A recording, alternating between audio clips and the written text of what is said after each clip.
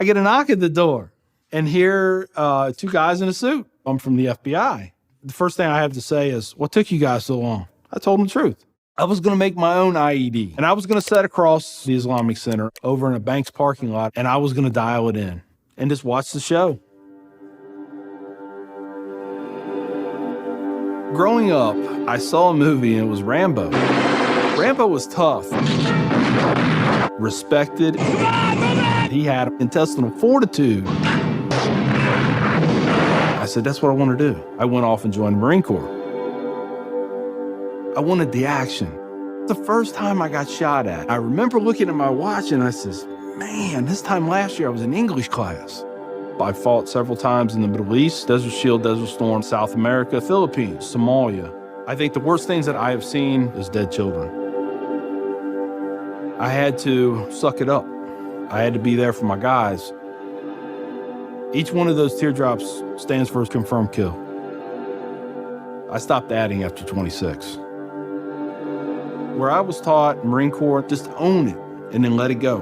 But there comes a time when there's too much of that and you can't turn it off anymore. I want you to give me a window into your state of mind at that time.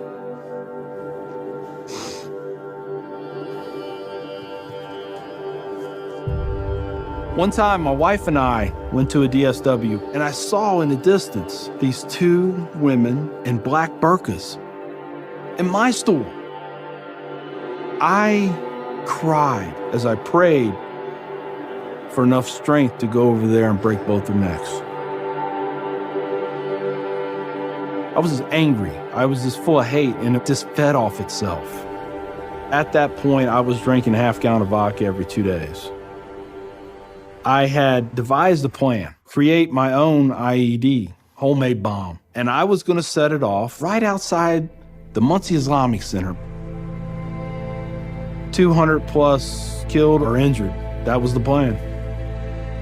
I saw an opportunity to do one last thing for my country. This was my rationale. I knew I would end up in a federal prison with a needle in my arm. I didn't care. My hatred of Islam, it was the only thing that was keeping me alive.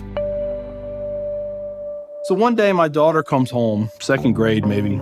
She was telling me about this little boy who sat across from her. His mom came to get him. She said she had scarves on her and she had a dress all the way down to her feet and you couldn't see her on nothing but her eyeballs. At that point I snapped, started spewing things out of my mouth that should never be said in front of children or anything. She didn't say anything. It was the look on her face. I remember my daughter looking at me like I was absolutely the craziest person on the face of the earth. She was my little buddy. She used to say we were road dogs. I know I saw it in her eyes. I made her question that love.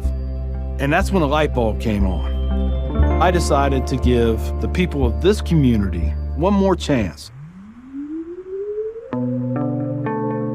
So I went to the Islamic Center. See a gentleman in the shoe room taking off his shoes. He looks at me and he smiles. He said, can I help you? And I said, yeah, I want you to teach me about Islam. So he went and he gave me a Quran. Read this. Come back when you have questions. So I did. And I would see things in the book. I'd be like, there it is. I got him right there. Explain that to me. And they would. This was a kind of awakening.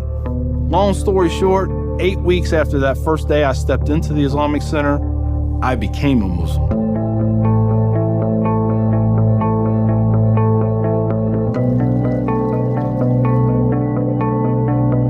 I'm a Muslim, a veteran, and a proud American. I had learned that I was completely wrong about everything that I felt. You know, Judaism had a message, Christianity had a message, Islam had a message. Funny thing is, though, it was the same message. It was about peace, and it was about love. Please join me in welcoming Mr. McKinney. My big thing is now to stop the hate. Nothing good has ever come out of hatred. I've done too many things. I've hurt a lot of people. If I can stop somebody else on the path of non-forgiveness, I won.